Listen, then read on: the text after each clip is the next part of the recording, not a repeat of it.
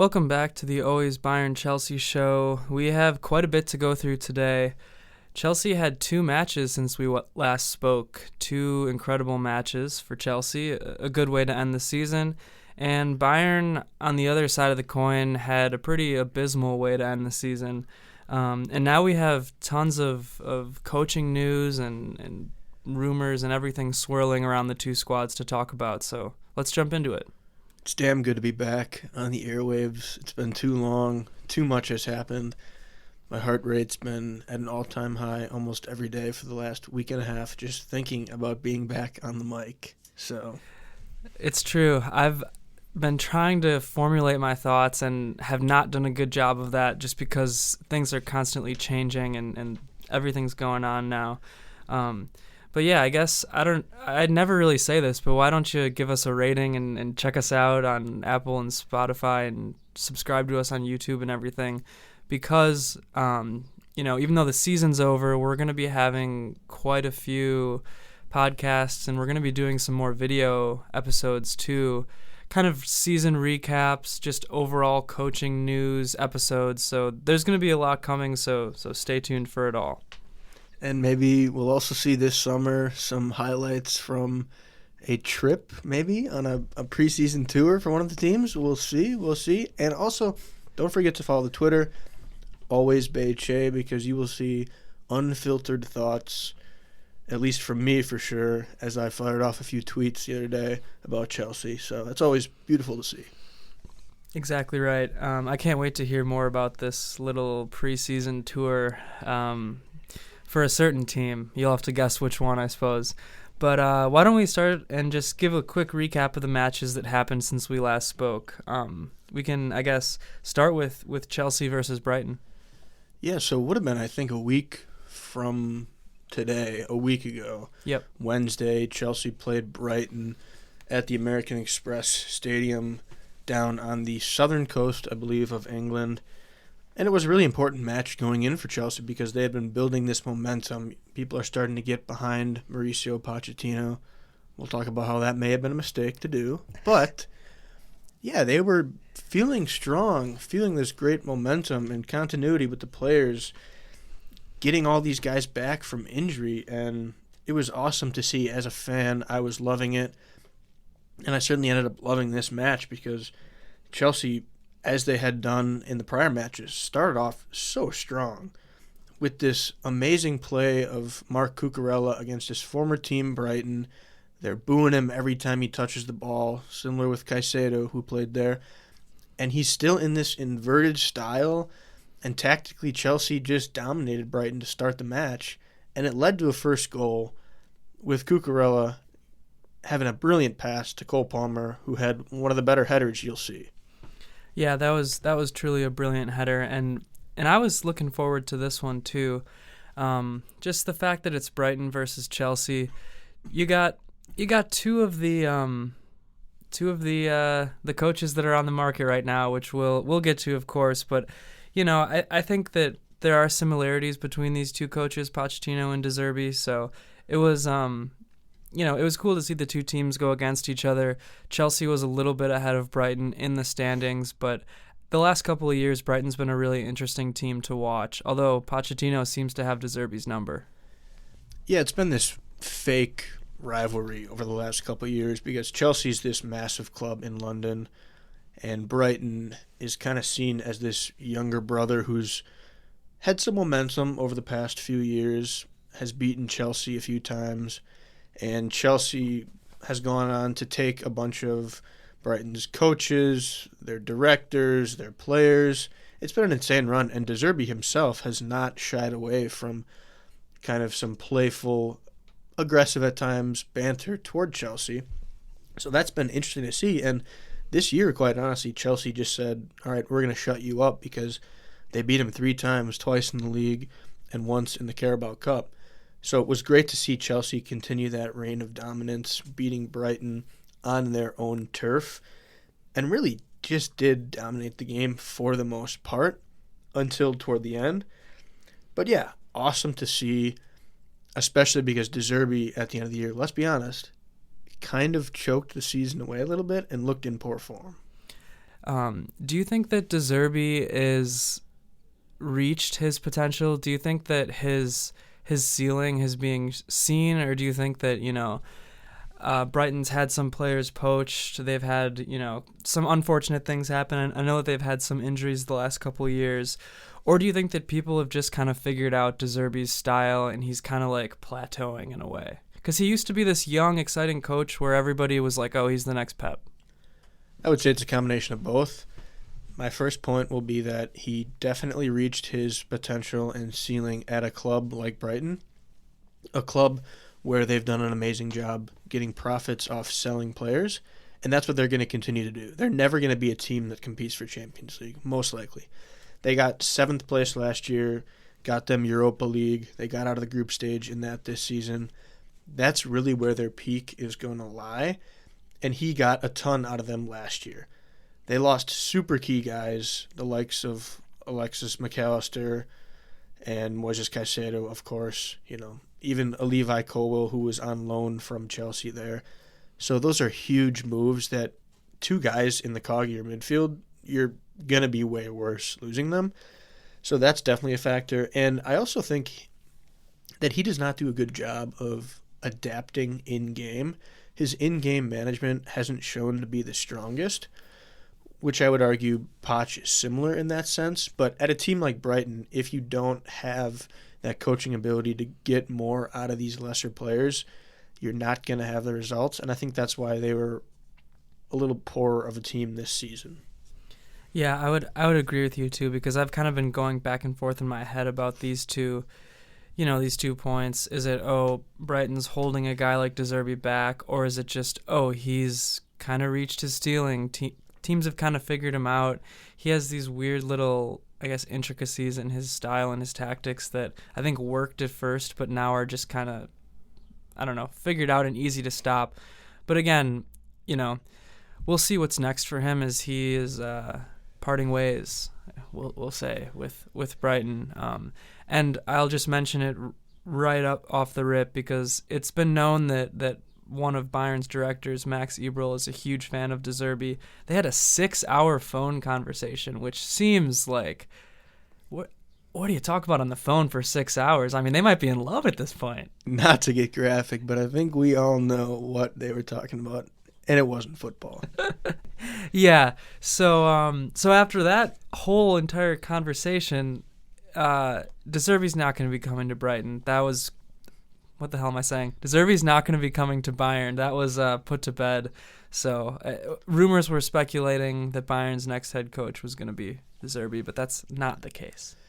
And I will say, to kind of put a bow on this Brighton-Chelsea analysis, I mentioned that at Brighton, you're not going to have the players ultimately on a year-to-year basis that are top level.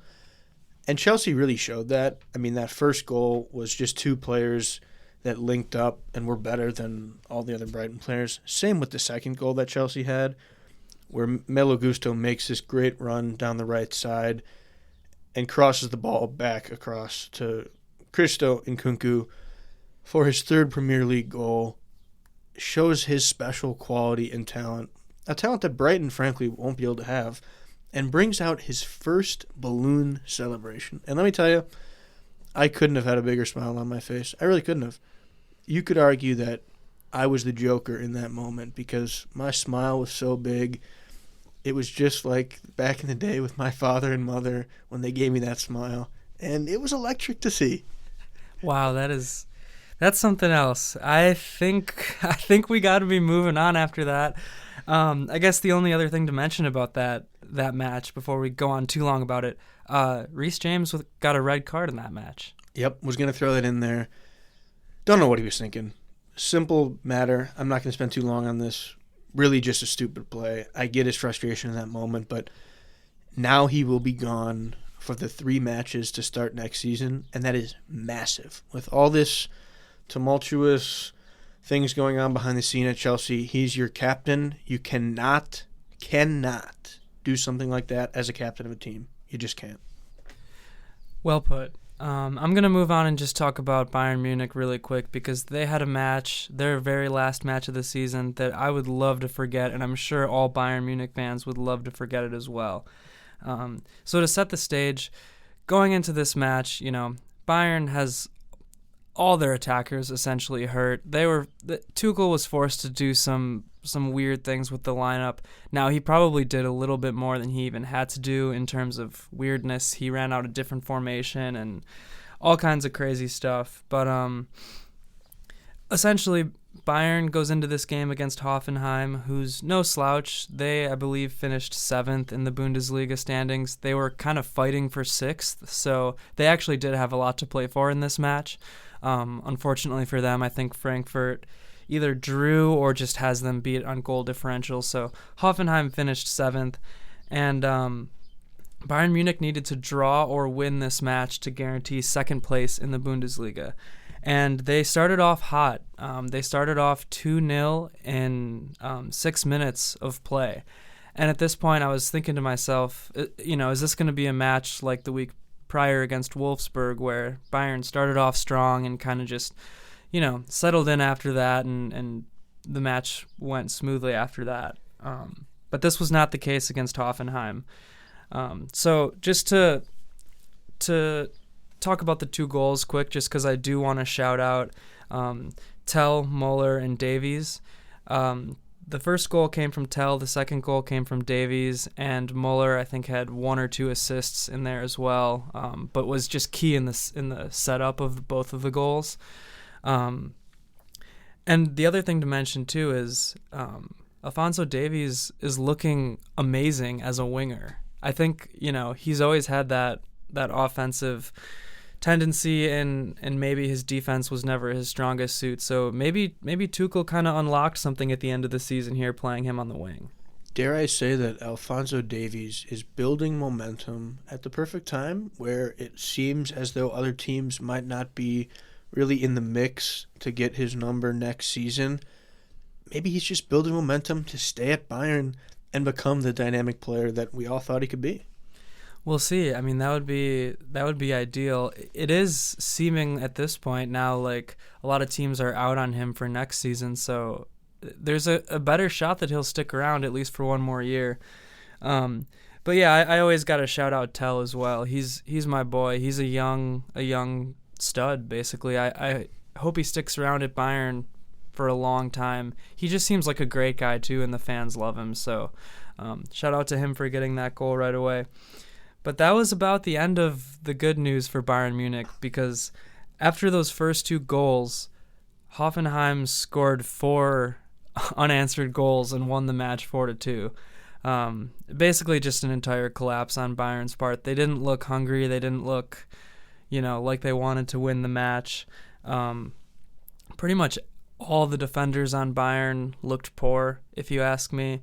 Neuer made a mistake too, which I think it was the first goal that one kind of led to. But yeah, all the defenders, the back 3 of Upamecano, Dyer, and De Ligt, which is a new formation for Bayern, all of them looked pretty poor. And then you had Pavlovic as well go down and get injured in the midfield right away, so that was a bummer. He'll be fine for the Euros. He got called up to Germany for the German national team, so he'll be fine for that. But yeah, it was just a poor showing. All the guys injured. Bayern was clearly done, with the season at this point after the loss to Madrid. Tuchel even said it. They kind of put everything into that Champions League run, and it just wasn't enough. So Bayern finished the season in 3rd place in the Bundesliga, behind Leverkusen, of course, and Stuttgart.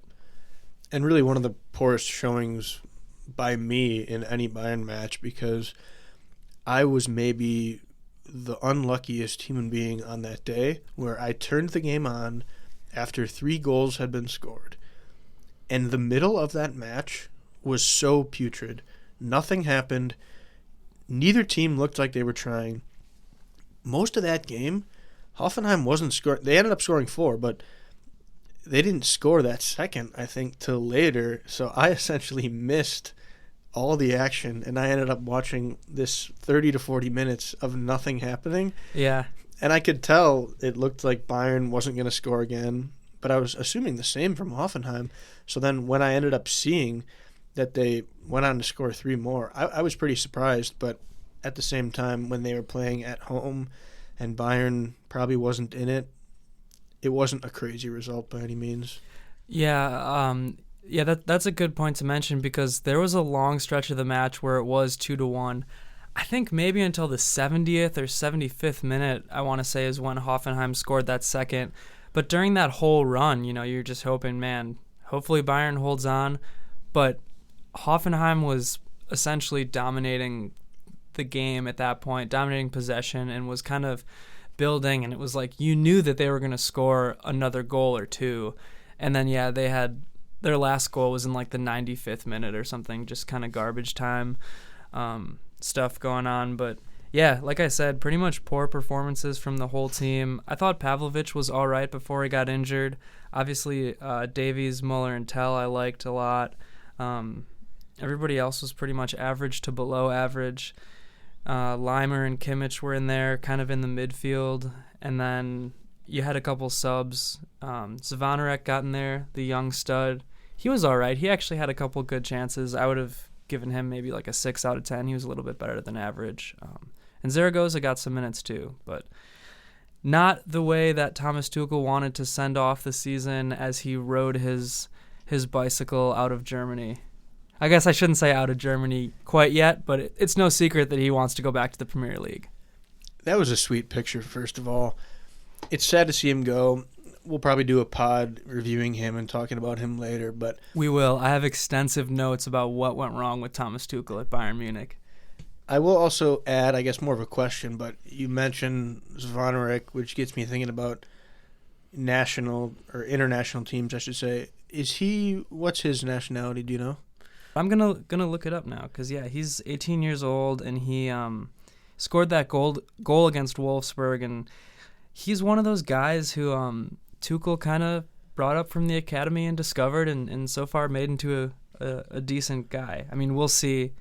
A decent guy, a decent player. We'll see what it's like, when he faces a little bit more tough competition. But, I was just curious. I know he's not on any national country team for the Euros or anything, but I've just been thinking about all the players on Bayern and Chelsea that will be playing for their respective countries over this summer, and honestly just getting really excited about that. And we talk about Davies, and now I'm thinking I'm going to have to watch some of those Canadian games in the Copa America. It's just interesting because you have the season that ends, but you still have so much to look forward to if you're these players that are potentially playing for their countries, as most of them have been announced. And so it really never stops. I mean, sports are a business, as we know, and money doesn't stop, so the players don't stop. Yeah, just to confirm, I did look it up. Zvonarek is Croatian, which is interesting. But yeah, we're going to have a lot to talk about outside of all the coaching and transfer rumors that obviously happen in the summer, all the video ideas, podcast ideas that we have planned. The Euros are right around the corner, like you said. They are, and it's awesome. I'm excited, as I said.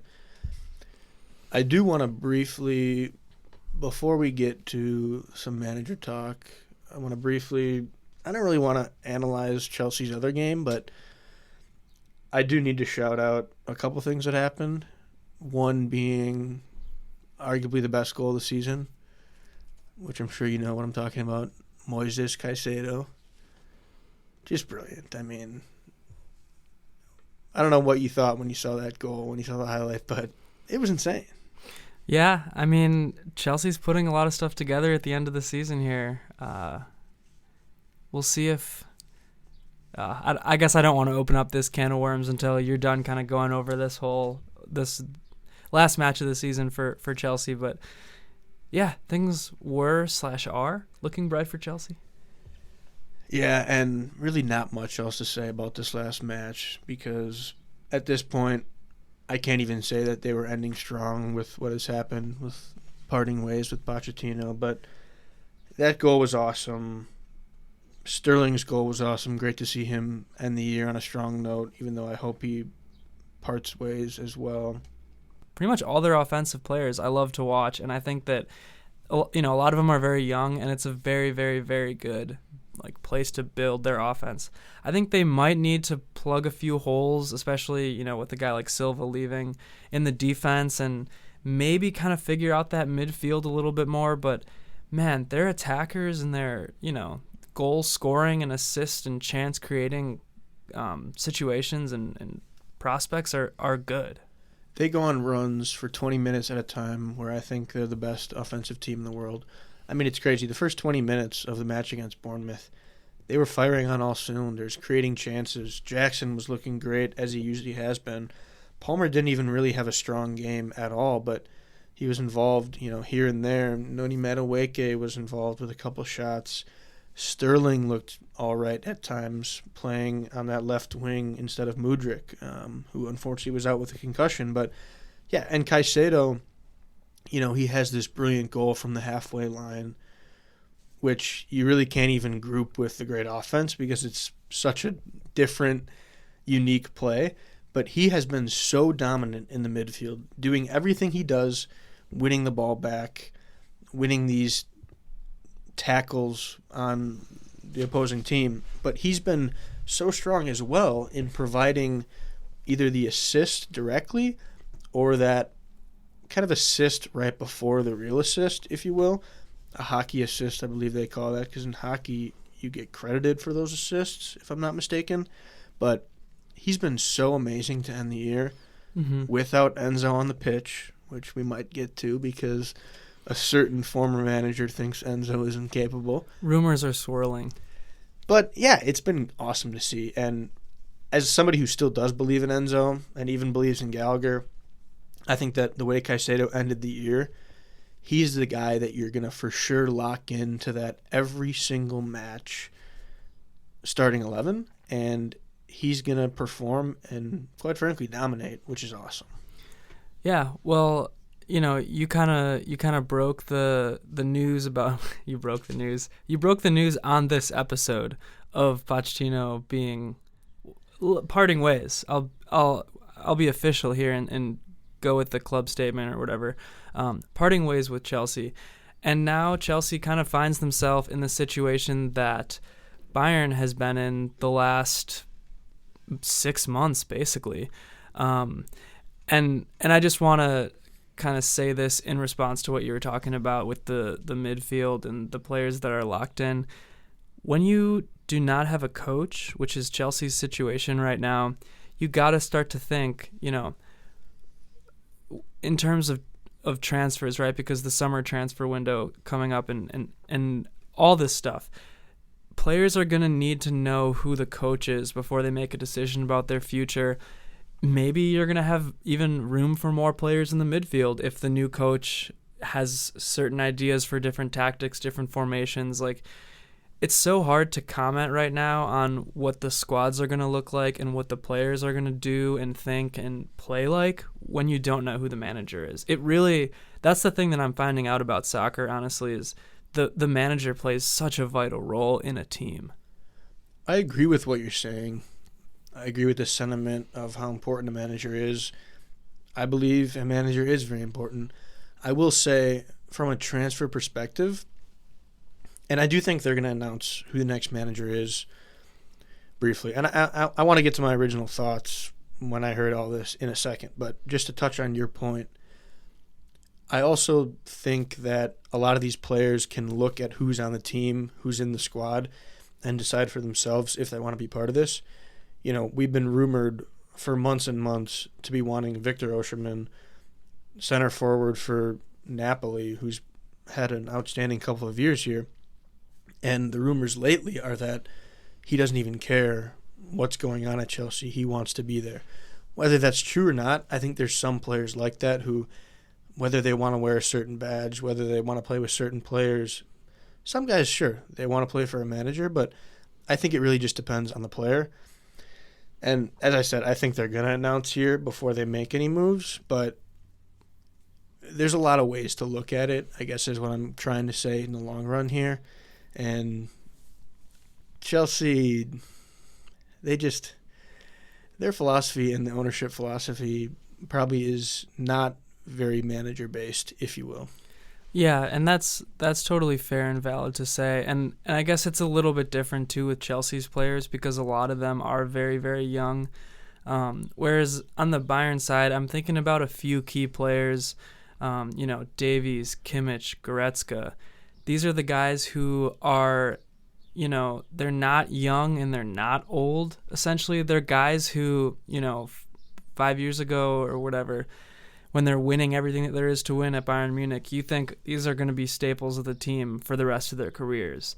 Now, with the turmoil in the front office and the manager situation, and how these guys are being utilized, and especially with Tuchel publicly kind of outing them in the media, you don't exactly know what they're thinking. You don't exactly know, this is the point in their career where they could make a transition to a different club, especially someone like Kimmich, who could basically go anywhere he wants to.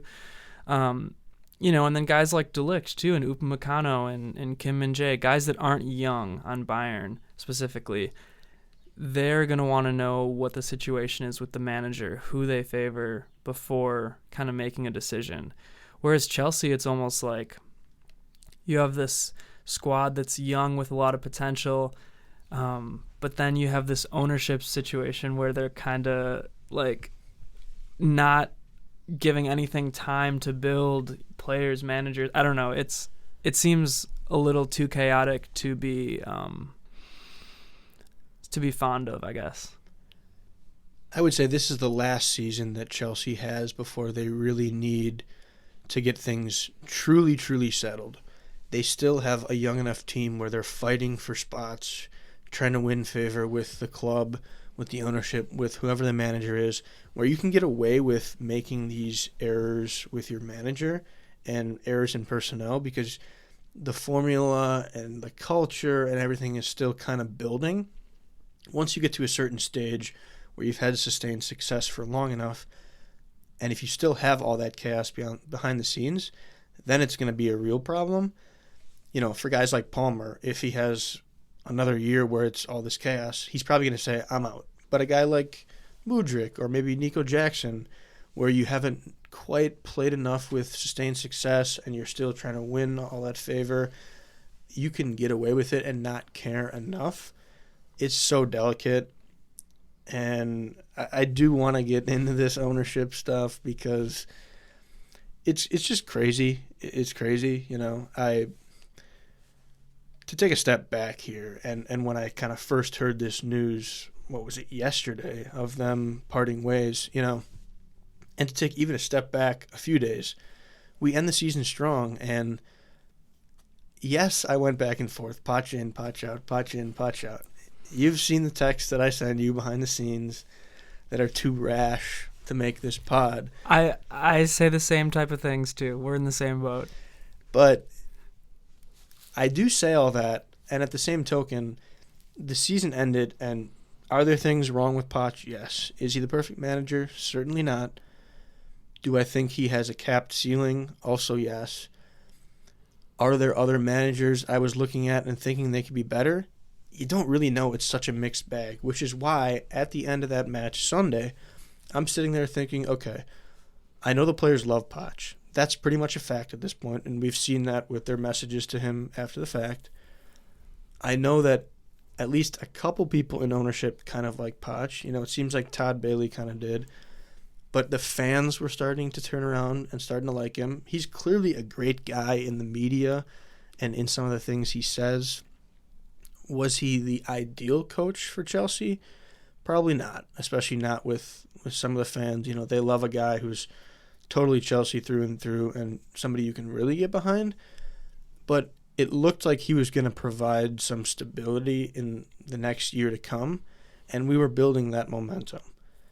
And that's why to then 2 days later, 3 days later, just say, all right, we're throwing this guy out, whether it's the owner saying they don't want him saying he doesn't align with them, whatever. I'm not going to try to read between all these lines and decide. It's just such a crazy time right now, and there's so much going on. The ownership seems like they don't know what they're doing. Poch doesn't even seem like he knows what he's doing. Just insane on all levels, and it's frustrating as a fan. Yeah, I've thought a lot about this, I guess, since the news broke, and I think it was a bad decision for Chelsea to sack Poch right now, kind of for the reasons you just laid out. I think overall, Poch has a relatively high floor, not the highest ceiling in the world. However, as you've seen with Bayern Munich over the last, 6 months, the coaching market isn't great right now. I think in the next couple of years, there's a chance that it will be great. Right now, it's just not that great. And you're essentially taking a huge risk with Chelsea right now to whoever they end up getting, I guess unless you get like a De Zerbi, which I don't think is really going to happen at all for Chelsea. They've already pretty much ruled out Hansi Flick, who I think would be the best fit for them. It's going to be a risk. And just from the sheer fact of throwing out what was stable or somewhat stable with Poch, it's going to be a risk. And who knows, maybe there'll be a super high reward. They'll find their guy for the next 5-10 years. But I think you have to give Poch one more season. When you look at how he ended the season, you look at how many players were injured and what he did with the squad. Now, sure, maybe you can talk about some of that could have been his training method. I don't know. But, I'm assuming that behind the scenes there were more disagreements between Poch and ownership than we know. Ownership probably wanted somebody who would just do whatever they say, and Poch isn't that type of a guy. Most established coaches aren't that type of a person now. It seems like coaches need a lot more say, especially in transfers and things like that. So yeah, I guess if I had to guess, Chelsea's probably going to go out and try to get some young guy now who is going to be maybe not completely a pushover when it comes to ownership, but who will completely align with their vision or whatever the hell you want to say. So a couple of things in response there, and I agree with a lot of what you're saying. As this will go on, and I'm already starting to sense myself leaning more in line with the ownership for a few reasons. You mentioned Poch doesn't have the highest ceiling. I agree with that. I do think at this point in time, if you know that there's any shadow of a doubt or any doubts creeping in, I should say, you probably don't want to go with Poch, and I think that's why they parted ways. I think when you have this young team with such a high ceiling and potential, you want to swing for the fence. I will say with this ownership, they swing for the fence. Whether you think they're right, whether you think they're wrong, they swing hard and they really go for it. And that's what they're trying to do, is build this super, super young team, get all these Brazilians, South Americans, all these talented players. If you can pair him with the right coach, I'm not saying I know who that is, but I think if you somehow get that right, it's going to reap such a high reward that it's going to be insane. And I'm trying to think of the other point I was going to make, but so I think the thing with Poch is I get you want control as a manager besides just coaching, and that's fine. Maybe I'm a little bit of a throwback in that I do think coaches' highest priority should be coaching, believe it or not. Maybe that's crazy, but you would not want Tuchel then. It's a crazy concept to some maybe, but the thing I will say is everybody's going to say that the ownership wants a pushover, a yes man, if you will. That's fine to say. But if you come in as a head coach, manager, whatever you want to call him, and you show that you're creating a good culture, you create wins, the team's performing well, the owners are going to look at you and say, okay, you're doing well. We're going to give you some things that you want because we respect you, we trust you, we see you're doing a great job. We're going to give you some of these demands. Poch didn't do enough to be able to say, okay, now I'm demanding all these things. Trust me, you bring somebody in and he steps up and shows that he's the man, Behdad Ibali, the ownership, whatever guy for Chelsea, he's going to say, okay, fine. I'm all in on you now. And that's, I think, the thing that people are missing a little bit is, yes, this guy has a massive ego and he wants to control the coach, but there's a give and take in business when you earn somebody's respect, and I think that's what we'll see if they bring in somebody that's great. Yeah, that's fair. And ultimately, we're speculating. Everybody's speculating. Nobody's actually aware outside of Poch and ownership what those conversations were like. How much control did ownership want? How much control did Poch want? Nobody's ever going to know that unless somebody writes a 500-page memoir after the fact in 25 years, 50 years, whatever. But I guess the thing with Chelsea in this situation is you just gotta hope that you don't strike out on the next coach, because in reality, all of the veteran established coaches in the world are going to want a little bit of control these days. And you might find the perfect young coach who meshes well with everything, and you can kind of build up into your own system, and it's amazing. You could find an Alonso, you could have a Klopp situation happen, but you're essentially just taking a risk when you're going for a younger coach, which is what I'm assuming Chelsea's going to do, and what it's looking like Bayern's going to do. You're taking a really big risk, and you have the flexibility of maybe starting over again or whatever. The chance of a super high breakthrough ceiling and a perfect fit and everything's great. But you also have the risk of this type of a coach losing the locker room, something like that.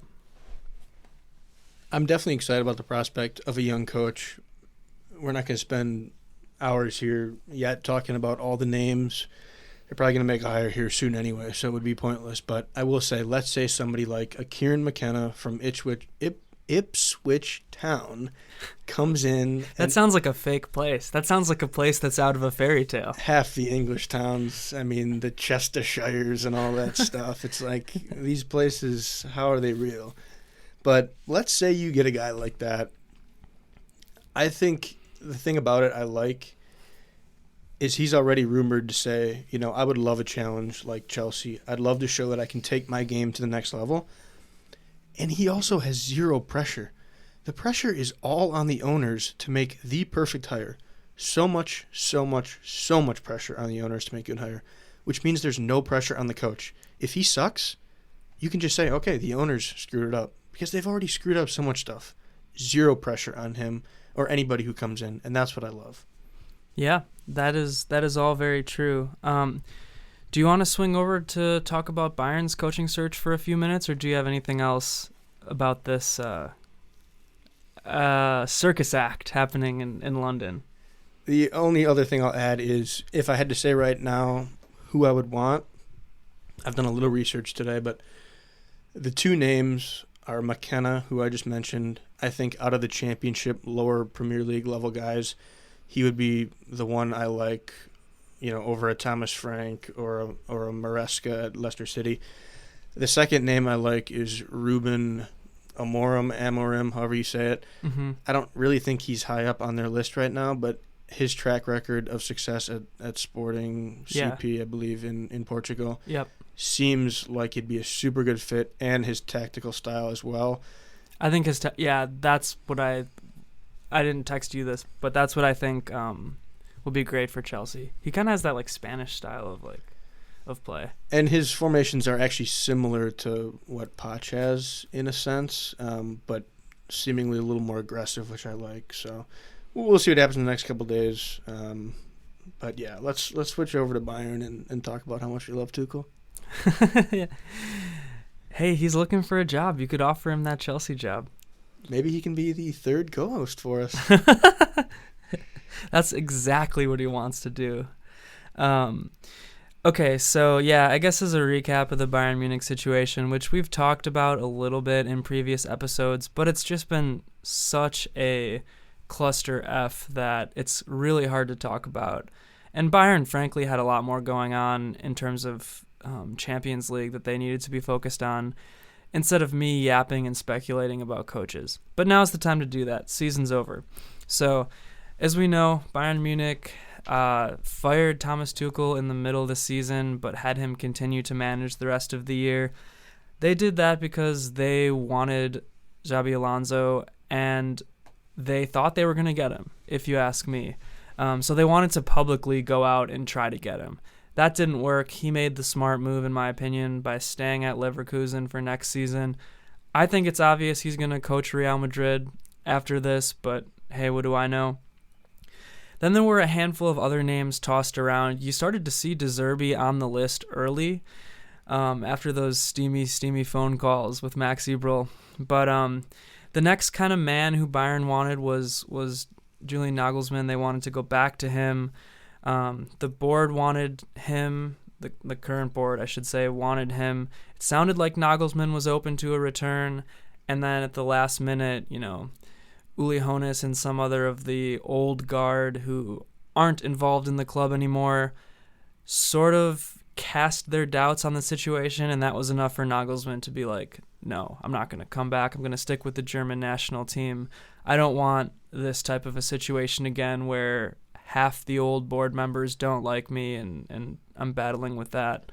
He better hope that he doesn't crash and burn at the Euros, tell you what. Do you know that they have a clause in his contract that they can fire him if he doesn't make it out of the group stage? That's how all those national teams, I mean, it's crazy. All these domestic teams too, but yeah, it's just nuts. Yeah. So that was not an option. After that, you had the what seemed like it was a done deal with Ralf Rangnick, the Austrian national team coach right now, who I guess had offers from Bayern, and he rejected them because whatever, he's an old man and he wants to stay in Austria and coach that team, and that's fine. Well, he wants to coach Konrad Leimer, and although he would have been doing that at Bayern, he only wants to coach him with the Austrian language, I was going to say, but they probably just speak German, don't they? I think so, yeah. Yeah, so that was an odd situation. I'm glad that didn't happen. He's one of those guys who's kind of an older established coach who I think is set in his ways, and he wanted a lot of power. That's what was being said behind the scenes, which I don't think he would have got with this Bayern Munich operation going on. But yeah, after Rangnick, you saw the likes of Hansi Flick being mentioned, which is outside of Alonso and maybe Sebastian Hoeneß, who's never going to leave Stuttgart this year anyways. Hansi Flick was kind of who I wanted if I would have, had my say. I think he would have brought some stability back to this team and turned them into that aggressive machine that was just scoring 5 goals a game and winning. I'm not saying he's going to win another Champions League, but I think he would have made Bayern exciting and competitive again. He would have at least gotten Kane the record for Bundesliga goals 100%. this season. And we know he's probably not getting a trophy because Kane won't be winning trophies anytime soon. But no, I did not realize how great of a coach he was at Bayern. And when I saw how well he had done, I started thinking I want him at Chelsea. But I do think he would be arguably a perfect fit at Bayern because he's already been there. And I think they need somebody who's more stable and is a true winner at this point in time. That's exactly my thoughts. That's why I wanted him. And the thing is, too, when you look at the squads that he had versus Bayern's squad now, it's debatable, but you could say that Bayern's squad now is more talented. At least, you have Harry Kane. Like you said, he'd be breaking... Think of all the records he broke this year in the role that Tuchel had him in, which was almost a facilitation, more defensive style of play. I don't know. Yeah, we could talk about this a lot, but I think Hansi Flick would have been the man for the job. The reasons why he wasn't selected goes back to what we were just talking about. The old establishment probably still has beef with him from the last time he was their coach. He wanted more say in transfers. They wouldn't give it to him. So he kind of left, essentially, and I'm sure there's still a little bit of bad blood there. I actually wanted him over Nagelsmann because I thought that there was enough time that's passed, enough of the board has changed over that it wouldn't matter as much as the potential bad blood that there was with Nagelsmann, but I don't know. What do I know, I guess, at this point? Yeah, the only note I'll add there is you mentioned the difference in squad talent that he would have between now and when he was there, and I struggle to kind of decide who's better between the sticks between Neuer and Neuer. Really tough there, but exactly. Yeah, so Hansi Flick turned out to be a no-go, and the thing that sucks for him too is a lot of the court of public opinion on him is affected by this Amazon documentary that came out about his stint at the German national team position, basically, where he started off okay and then pretty much crashed and burned in the World Cup, lost the locker room, And I haven't seen all of the documentary. I've watched chunks of it. And from what I've seen, you could blame the players of that team just as much as you could blame Flick. They're showing up late for meetings. They're clearly not respecting him. There were, videos of Kimmich and Flick pretty much getting in, I don't know what you want to call it, arguments over tactics in front of the whole team. It's not a good look, although that sort of thing probably happens within locker rooms all the time. We just don't see it, so I guess there's that. Tough to say, and I haven't seen the documentary, but I agree with your point that stuff like that happens all the time. If some of it got bad, then sure, maybe he wasn't the man for the job there. I also do place some blame on players for that sort of stuff happening. It's such a different type of job, though, coaching a team like that, when everybody is so talented, and they're so talented at Bayern too, but it's just a different level of team play when you're playing with each other for an entire season long, potentially years long, with a club like Bayern. It's way different than when you're thrown together every month or so, let's say, on these international breaks, and you have just oodles of talented guys coming from all these other teams. So tough to manage, and I wouldn't really judge a manager like that too harshly for any of his performance, unless he does super well. Then I would judge him in a positive light. I wouldn't judge him harshly either, and I don't, and that's part of the reason why I also wanted Flick back at Bayern. I don't think you can necessarily look at his stint on the German national team and, be like, oh, he's lost it all. He's never going to be a good coach again. Whatever. I just think he would bring that mentality back that Bayern needs, and I think he, is stable enough. I think he knows the locker room. He obviously knows the Bundesliga. Whatever. It's clear that the Bayern bosses don't feel that same way, so it's not going to be Hansi Flick. And after that whole thing kind of fell through, there was this other surprise twist of, are they going to extend Thomas Tuchel's contract?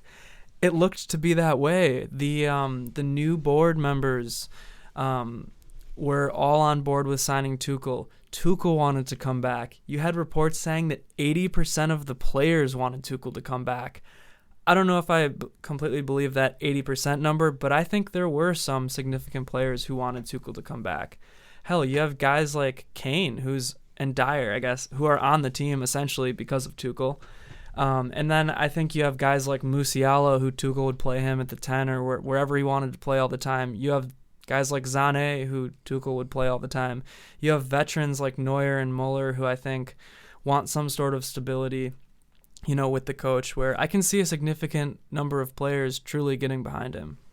I tell you what, guys like Muller and Neuer are so experienced and well-trained in the way that they talk to the media, because when they were asked if they were some of the players that was behind the scenes going to bat for Tuchel, their response, and I forget how they phrased it, but the way they kind of... It was textbook. ...said that they probably were, but didn't come out and say it, and kind of then went on to dodge the question and focus on the future.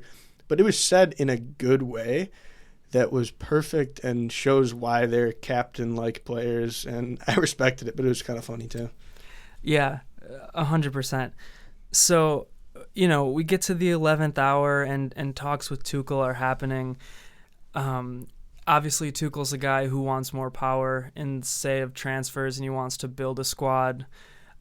He also wanted to extend his contract to go past the 2025 season, which I think it's in his right to ask for that after how he was treated by the board this entire season.